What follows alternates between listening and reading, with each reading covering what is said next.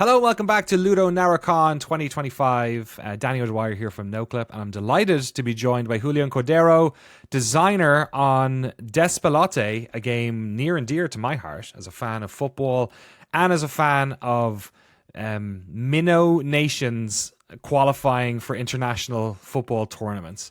Julián, thank you very much for joining us today. Yeah, thank you for having me.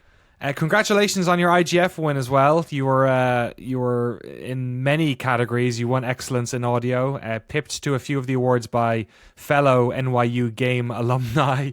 What was it like going up on the stage, first of all, to accept the award with a bunch of the rest of your crew up there? Well, it was really nice to be there all together because it was the first time all of us were in the same room at the same time. Well, not at the awards, but that trip, the trip to GDC, because I'm in New York, Sebastian's in Ecuador, Gabe is also in New York, but Ian is in Berlin, so we're all separate. So it was really nice to be there together. The awards were, I don't know, they're overwhelming. They're pretty big. Um, but yeah, we were very grateful to be up there. And proud to wear the Ecuador jersey up on stage as well. Yeah. Was that the classic jersey? So that's a jersey that they used during the 2001 qualifiers, which is Cool. this first time that Ecuador qualified. And I don't know, I was debating whether using that or I had like a nice shirt, but I asked everybody right before, and they were like, "No, you got to go with the jersey." So I think it was the Excellent. right call. Excellent. So for folks who don't know what Despelote is about, can you give us the little elevator pitch of what your game concerns? Sure. So Despelote is a game about soccer, and it's about you play as a kid, and you're exploring a park in Quito, Ecuador. You never really play like a full soccer match. It's more about kicking the ball around with your friends and like using the ball as like to explore your surroundings. And it all takes place during 2001, which is this moment that Ecuador qualified to the World Cup for the first time, the 2002 World Cup. And this was like a big important moment that I think is like under discussed in like Ecuadorian history. Um, so that all takes place in the background. How autobiographical is this game? I don't know, it's hard to answer that question. So the character's name is Julián, and the parents in the game are played by my parents. The There's like, I don't know, maybe the sister, like all the kind of setup is the same as my life, but at the same time it's kind of like an idealization, I think, of Hmm. this like moment. Like it's like I don't know, I really have this, yeah, I idealize and like memory of like going back and like playing with the park, playing soccer in the park and like kicking a ball around, but it's not necessarily like one to one. This is what happened, and this is where I lived, and this is the actual city. Like it's a recreation. Um, so yeah, I don't know. It's kind of half and half. Tell us a little bit about it. You mentioned that this is sort of like an under talked about era in Ecuadorian culture and the history of Ecuadorian sort of modern culture.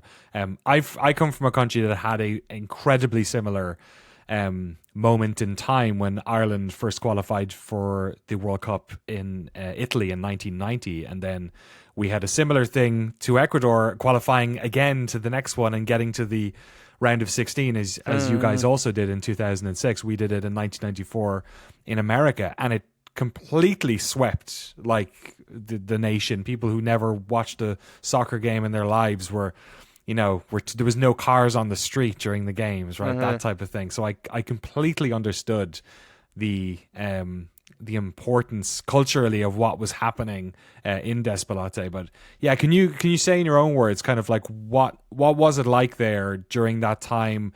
Because I think it's difficult for people, especially in like sort of large countries and more developed countries than ours have been, more sporting countries maybe, to understand how one competition can really envelop an entire nation. Yeah, I mean, so basically, well, I live in New York now, and the most of the game, at least from my end, was developed from New York, and I struggle with that a lot, like explaining to people, like, no, like this World Cup moment, like you don't understand, it's like the whole country stopped, like there was nothing else mattered, like still everybody remembers that moment, so like it was so important. And well, so I think so. The moment in time, like the end of the 90s and the early 2000s, I think that moment is discussed a lot in Ecuadorian kind of history because there was this big economic crisis.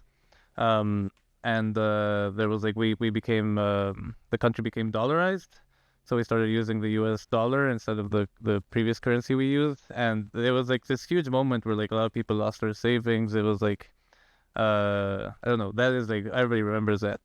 But I think what was happening is that parallel to that, Ecuador was like the national team was doing better than ever before. Like we were gonna get to the World Cup for the first time ever.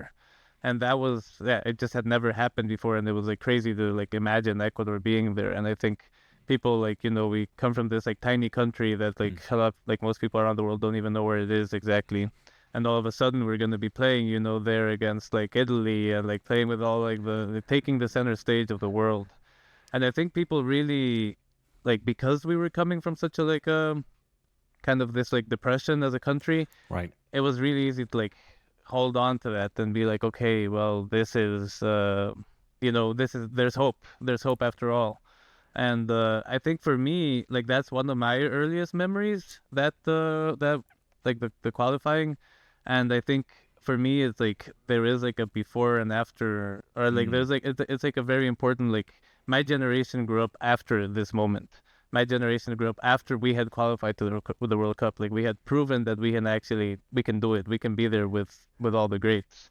And I think that I don't know now that my generation is like we're like we've joined the workforce. We're older.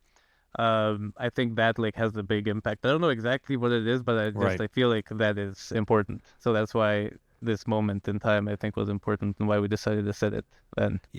Yeah, I think playing it as a child, I think is in Despelote is at least that echoes my experience, but it also I think it's a powerful tool for having that type of conversation about the hope and the I guess somebody else paving the way, even if it's in a sport or something that you're not interested in yourself, but just seeing your country people being able to rise to this like top level as a child, it probably had more of an effect, I imagine, on the younger generation than it did on the older generation.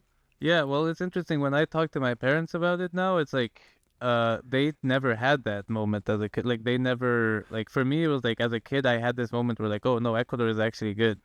And I feel like they never had that. And I don't know, I think like nationalism works very differently for like a small country like Ecuador. It's not like, I don't know, here in the US, obviously nationalism, very complicated, mostly very bad. But I think for a small country like Ecuador, it's like very like, I don't know, we don't have a lot of those moments and everybody, like nobody, again, like nobody really knows where it is. It's like, we don't really believe in ourselves the same way, I think, and Right. having these kind of moments are like I don't know have been very influential, I think, and very important. Is there any one of the things about Despelote that I really like is how the art style allows for the important things to pop through, people of course, but also sort of objects of affection, like the ball itself really stands out. And when you're in your bedroom and you're playing with your toys and stuff like that, all the things that like a child sort of warms to pop out. Is there any things from that era, be it objects or sounds or music, that you associate with the World Cup, the qualifiers and the competition? As an example, in Ireland, for some reason, some company was giving away like big inflatable hammers that were in the Irish like flag color. I don't know what it was, but so everyone had these big inflatable hammers, and if you see one of those in Ireland now, they go, "Oh yeah, Italia 90." Like, and it is, God knows why that's the thing. Do you have any of those little connections? I don't know. I guess my connections are usually a lot of like the imagery tied to the national team itself. So I don't know. I mean, as I was talking about, that jersey to me is like very important. I guess I don't know. I also relate it to beer a lot because beer, like there's like a beer company that's like the biggest like sponsor. I don't know if I have related to the World Cup specifically. Oh, what was a classic thing is also the sticker book. Oh I don't know yes, if they yeah, have yeah. that in. Oh yeah, that was really good. And the first time, it's funny. The first time that Ecuador was in the sticker book, like in the World Cup sticker book, there was like just like three countries or four. Like, I guess the page they didn't have enough pages, so there were like two Oh no, countries that shared the oh, page. no. Ecuador was one of them.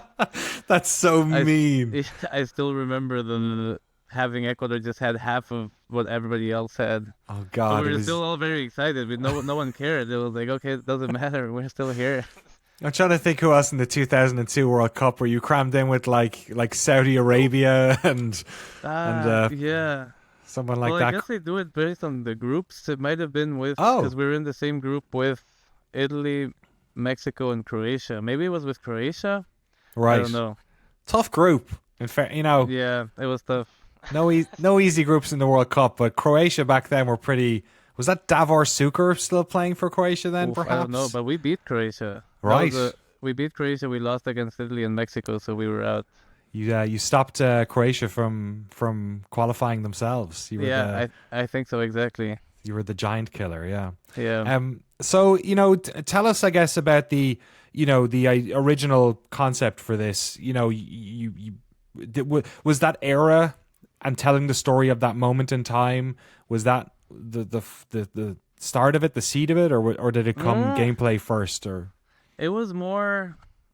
So okay, as I said, I live in New York, and I moved to New York when I was 18 to study at NYU, and I had always been like a huge fan of soccer. I always say soccer because that's what I live in the US, so just used to saying soccer. But I was a big fan of it like growing up, and like I played it all the time. I like loved going to the stadium. I loved seeing Ecuador play. I was just like it was a huge part of my life. But then moving here, like it's just not the same culturally. Like it's just not present the same way. And after a few years, I was like thinking about why. I don't know. I was like, yeah, I kind of miss it, but also I kind of have more complicated feelings towards it now. And that was like kind of the inception of the project. I was like, I want to make a game that explores what soccer has meant to me. That was like the question I sort of started with. And the first thing that we really worked on was the ball physics and mm, like having the ball, like the first person view. I really wanted, I thought more importantly than having like a structure of like a match and stuff, which we ended up never making. But it was more important to like this relationship with the ball, like it's very immediate and very physical. And I imagined this like first person, yeah, this first person like interaction with the ball and just like kicking it and that feeling very physical.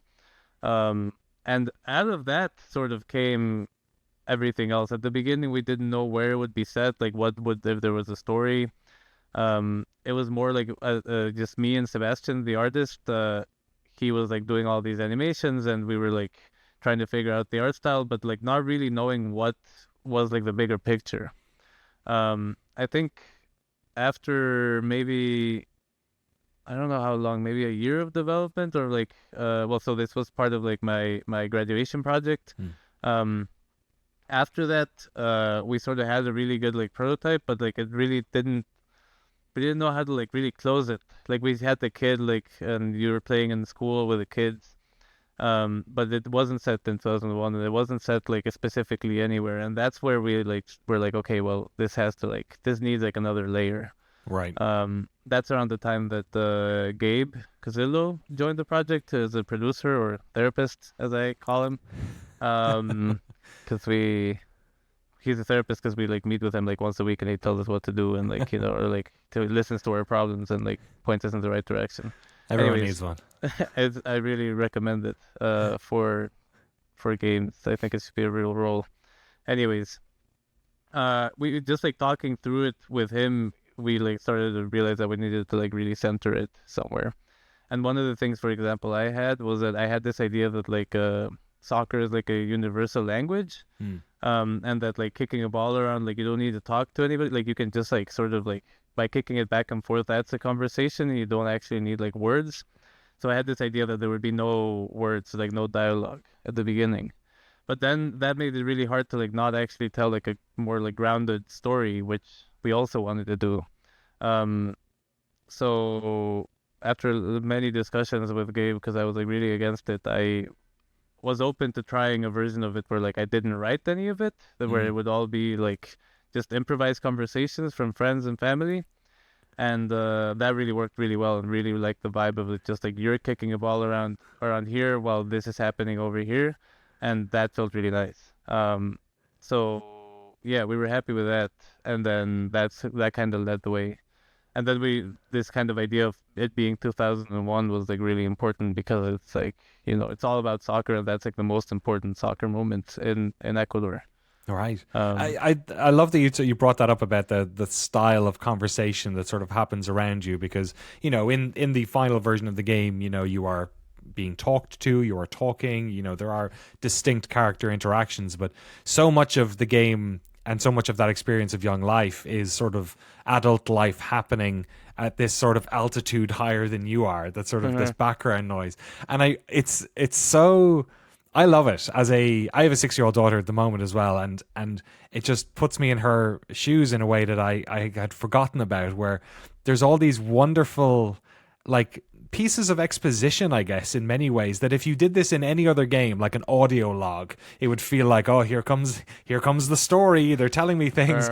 But in this world where your parents are talking about something, or they're, somebody's talking about the current economic situation, or they're talking about, going to the wedding, and all the wait staff are going to be wanting to watch the game. But it sounds so natural. Like the whole thing sounds so, natural is the only word I have for it. And in my head, I was thinking, oh, is this because it's in Spanish, and I'm not able to pick out signifiers that might make me think that this is voice acting? And no, it's probably what you're saying, which is that it's just this very naturalistic conversation that has nothing to do with me. They're just chatting among themselves.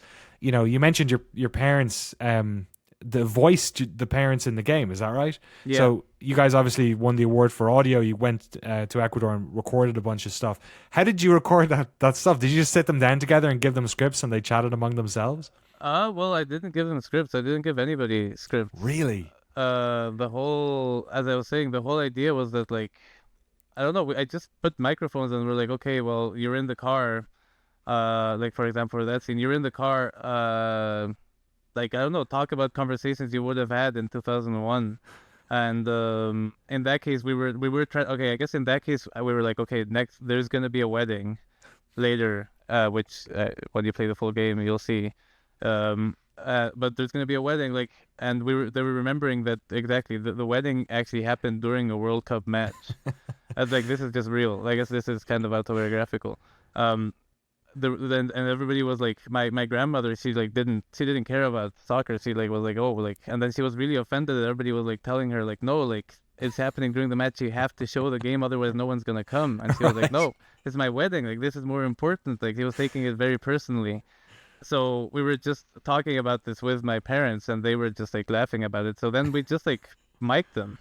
Right. And then they just like told, like, yeah, they were like pretending to be part of that moment. And I think there is something about like when you put a camera in front of somebody, they like get really like self-conscious all of a sudden, and like really, it's much harder to improvise that way. 100%. But with just the microphones, because we were like, I don't know, we were having a beer while we were recording, it was like very chill. It was very easy for them to just like just say whatever. And what I found really interesting is that I wanted to then incorporate what they say into the game, like not that instead of like writing and then like making the game and then being like, okay, I just need to get these audio clips. It's like actually have the audio clips influence the design of the game.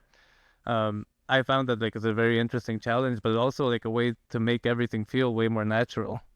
That's fantastic. It completely works. It reminds me of, it sounds like you're listening to documented interviews. It doesn't sound like performed in any way. There's all these, and this probably also goes, obviously that there's more characters than just the parents in this game talking.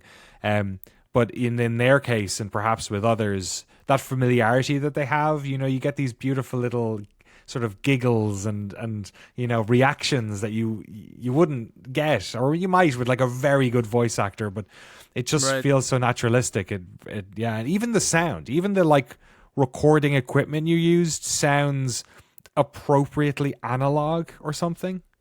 Interesting. Yeah. Well, I was gonna say two things about that. First of all, like one thing that is real now is that my parents are divorced. Right. So it was like a whole kind of weird thing to put them together and pretend to be married, and like Right. kind of like I feel very lucky because they have a very good relationship. They've always been able to be friends.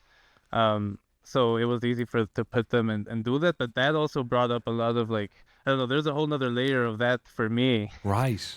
from just like hearing that and then kind of putting that together and kind of building that into the game. Um, but then, well, and then yeah, about the audio quality, it was Ian is like he had like a bunch of all these microphones, and but we were working together to try to record in the most naturalistic way. We never wanted to record in the studio. We wanted to record where the conversations would actually be happening, because we weren't working with artists, or not with artists, with actors. We wanted them to just feel like they're just, in the right place and not have to act. So it was constantly like me being like, okay, well, it doesn't matter if it's too noisy. Like Ian will clean it up later, and Ian would be like, yeah, sure, I'll clean it up later. But he did a great job. I mean, it sounds really good, I think. Yeah. That's fascinating that you had your parents acting like they were married again. That, yeah, in a game that is about your childhood, that must have been a very bizarre set piece in and of itself. Yeah. A moment in your life. Have they played the game or the demo at all? Did they play games? So they actually haven't yet. Maybe when this comes out, they will. But they do play games. So I remember playing a lot of games as a kid with my dad. He had like a Nintendo 64, and some of my earliest memories are also just playing like Zelda and all of those games with him. But they don't really play games anymore. They're really curious, of course, Right. about it. And I've sort of been thinking about, like, because I've been wanting to show them a lot, but I kind of really wanted it to be kind of ready. Because it Right. is like it is kind of, I felt like an exercise in trust in me. Like, okay, like I'm using all of this, but like I kind of don't want to show them before it's all set up, properly. Yeah. So, but I really want to, and I also want to play with them. And they live in Ecuador, so like I see them like just like once a year. Right. So, well, sometimes they do visit here, and I try to go as often as I can. But I want to be there with them while they play, and I kind of want to talk about it, and I want to, have that moment. Yeah, well earned after all these years' work, for sure. You mentioned growing up on an N64. Who in the house was playing Kickoff? Because there's a Dino Dini reference at the moment on the opening, and I was like, I think I'm going to be like one of like a very short amount of people who understand what this reference is almost immediately.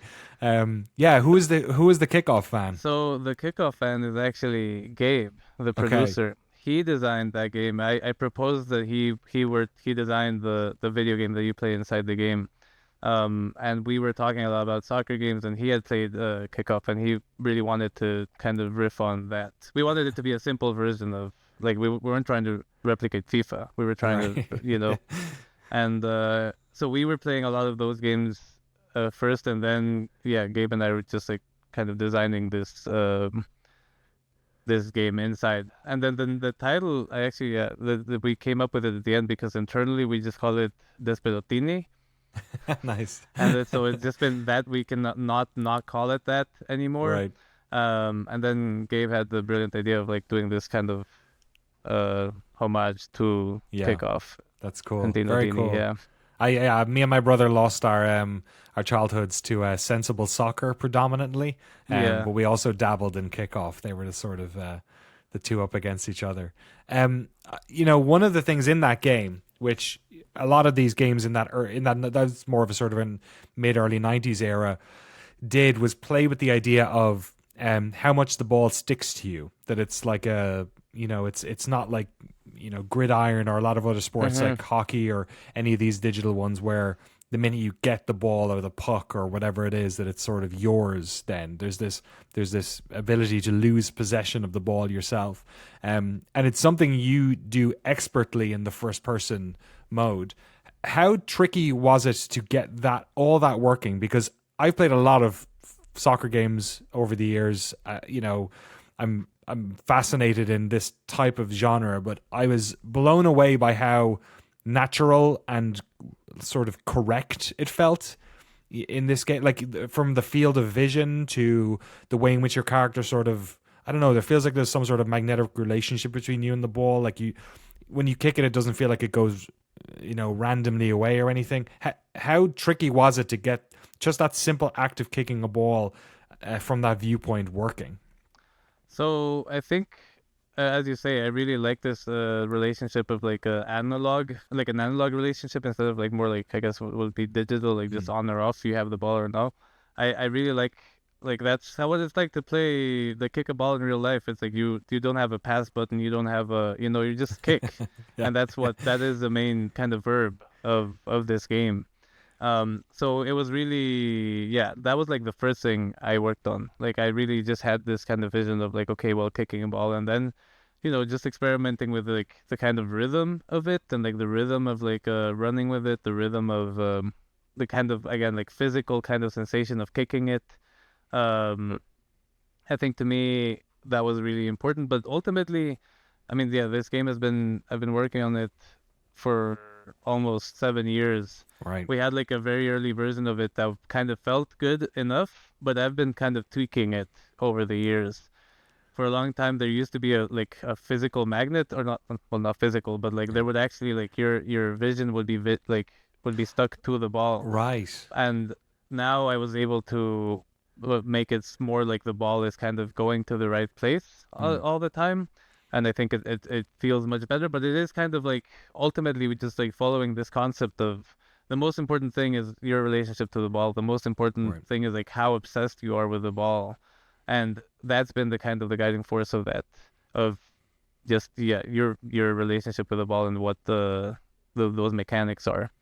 I think also we have some affordances that if we were to put these same mechanics in like a soccer match and like a FIFA, like if we were to just drop this into FIFA, it would not be like you would start to see the kind of I don't know, it would be much harder. I would have to put in like a much more work to like adjust for like, I don't know, all of a sudden people really like tackling you and like more dribbling and all that stuff. But it felt like for just being a kid kicking a ball around, like kids are really bad at soccer. So they just know how to kick. They're not doing all these fancy moves. Yeah. So I think it works well. Yeah, I appreciated that about it as well. It's like about as good as you can get is like three kids standing in a triangle kicking the ball at each other. The process of playing soccer as a child in primary school is like 20 kids running after one ball. Exactly. Nobody's sticking to their positions.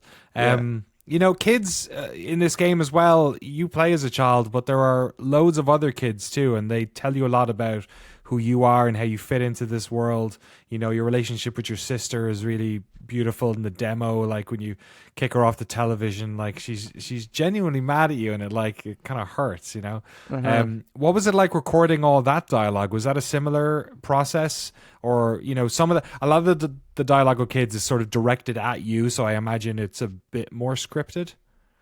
Yeah, I think, well, for the kids, again, I really never wrote the script. I never like said that. I guess the only script I did write was the voiceover you hear from like the kind of the sequence at the beginning. But with the kids, well, it was sad because we had some really good kids that we recorded originally.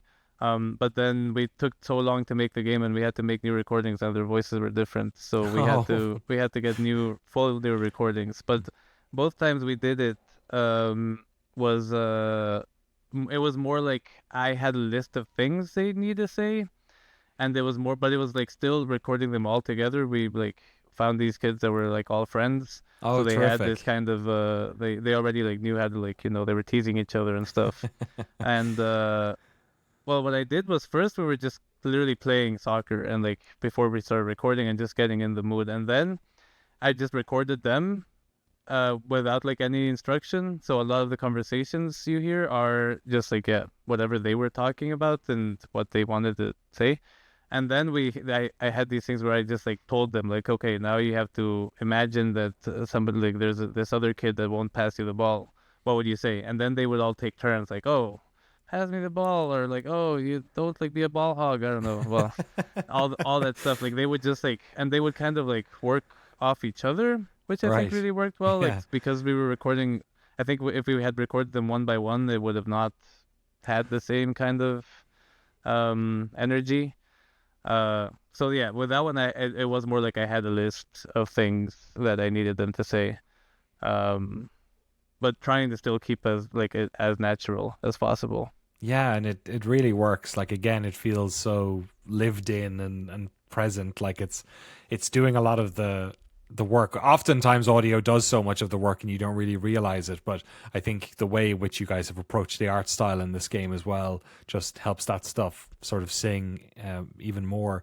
Can you tell me a little bit about that, the art style, the direction you took with it? You know, this game takes place in a lot of different unique places, so I can imagine that finding some sort of art solution that was not going to overburden the production was probably important. But how did you land on this look? This, I don't know what you call it. It's sort of like a bit dithered, I guess, in some I respect. call it noisy. It's more Noisy, okay. yeah, like grainy. I think so. Okay. When we started the project, it was just me and Sebastian. I knew Sebastian because he was a brother of like a friend of mine in high school, so I knew his work, and he had been doing all these like beautiful like animations for like music videos. He also had his own band. All the music in the game is his music Oh, also. terrific. And so he would make all these like music videos and all this stuff, and I was really a big fan of him. So I just at the beginning I was like, okay, when I make a game with me, it'll take like a year. We'll release it in a year. It's been 7 years, but anyways, he was really excited to do it because he had never worked in 3D, and he had never done any like he just does like hand-drawn animations. Wow. And so he learned how to 3D model. He learned how to like do all this stuff, but a lot of it was like me trying to replicate his style. I think at the beginning we realized that this kind of duality of like the hand-drawn elements against like the noisy backgrounds, it just immediately is like gameplay. It makes sense gameplay wise because you can interact with the hand-drawn stuff, and everything else is just part of the background. So as soon as we did some tests, like like seeing that the 2D sprites work well in 3D, and that we could like sort of sell that, it was like more about like developing this kind of background that sit well in contrast. And yeah, I've been working. It's just like a shader that does all the noise that has given me so many headaches. You have no idea. Like when I'm working on it, I just like look up from my screen and all I see is noise around me. It's like It's awful. It's like when they, we're color grading documentaries, all you do is you walk into your living room and you go, oh, the color's off in this room, yeah, you know. exactly. Like it's really, I don't know. It's kind of fun, but I didn't expect it to give me as many headaches as it has. Right. But then what we really wanted is to like follow this idea of like capturing a place. So Sebastian started making 3D models that were based from pictures. Like we started like getting like pictures from different buildings around Quito, and he just like went in and like made a 3D model that it uses the literal texture like it's just like slapped onto it. Oh, wow. Because we have this whole like aesthetic, I think it works well that it's not like the highest resolution, you Yeah. know. And then we started experimenting with 3D scans. I bought one of like the fancy iPhones that has like a LiDAR scanner, Right. and I was just starting scanning everything. And then we just like cleaned them up and put them also in the game because we really felt like, I don't know, we could like 3D model a lot of these things, but like when we just like took a picture or like took a scan, it came with a texture that is just impossible to replicate. You know, Right. it comes with so much personality. So yeah, Sebastian got really good at just like putting all these together, and it just like it felt like we were doing less work in a way, and we were getting more stuff out of it because we didn't have to add all these little details. Like the details were just there Right. already. And it works with this whole aesthetic because it doesn't have to be again like super high resolution and stuff. Yeah. That's fascinating. You can tell how spending years on this project has helped you all sort of unlock all of these different processes that work well with with the game, and it comes across that way. How did you handle pacing, I guess? The game takes place in a lot of places. It's non-linear, I'm pretty sure. It jumps around a lot as well in time. How did you come? How did that come together? I guess the arc of the story and the way in which you pace it. Did it sort of emerge from these particular moments, or did you have a plan? I'm guessing from the way you record VO that it emerged and you didn't have a hard script. Yeah, that was one of the hardest things, to be honest, and I think that's what took a lot of the time, and because it's like a lot of like emotional work, and not like you can just like program something and it's ready. It was like figuring out the arc of all of it. Like the ending we came up with like very late into the project, but I'll play soon. But it was really like, I don't know, we had all these moments, and it was about like trying to fit them together more so. It is actually the game in the end does end up being like a fairly linear experience, but it like opens up in moments. I think we really had this idea of like, okay, well, we want you to just explore the park freely. How do we get the player into the mindset of like, no, like there are no objectives. Literally whatever you do is good. Like if you kick a ball, spend 10 hours, like an hour kicking a ball into a wall, because like that's fine, because that's what kids do. Right. I think that was a big challenge. We came up with this mechanic of the watch, the like time. That was like a really crucial moment in development, because we were really doing all these playtests where like people were like, okay, this is cool, but like what do I do? And all of a sudden like giving players like, okay, well, you have 2 hours. I guess in the demo you have like the 15 minutes of like the school break. You're like, okay, you have this amount of time. It will end. Your playtime will end at this time. Just like do whatever you want in between. I think that that was one of the hardest things that we like sort of were able to find the solution to. And then using those kind of moments to guide the kind of more linear moments that are like more like, for example, the moment that you're in the car at the beginning. I don't know, trying to play with that pacing. I don't know. That has been really hard. Right. But it's been, I don't know, it's been really fun to like discover it, and it feels really good when all of a sudden you see a player just like really be engaged the whole time. That was like really rewarding throughout the process. And the moments that are in this game, I mean, I kind of feel like I half know the answer to this, because again, so much of this felt very, very familiar. But there's so many great moments that anyone who grew up playing soccer remembers, like, like waiting for the school bell to ring so you can go out and play from the start of lunch till the end of lunch. And then when my mum would pick me up from school and she'd say, "How was your day?" I just tell her how the game went at lunchtime, right? Exactly the same, yeah. A ball getting punctured, a ball getting kicked. We used to call it canted when it got kicked into someone's house and you couldn't get it back, and then the arguments. That's pretty good. How did you, were you pulling all of these things from your own childhood? Did the team have these stories as well about ways in which they sort of had a football with them at all times, and the stories they had from that? Yeah, I think, as you said, I think it is pretty universal. Like, what all the stuff you're describing, I'm relating to that immediately. Like, I had my versions of that. I think that's been really nice of like seeing people play it, is like people really have, connect to that, because it feels pretty universal to just kick a ball around. But it's been interesting because no one else in the team really plays soccer other than me.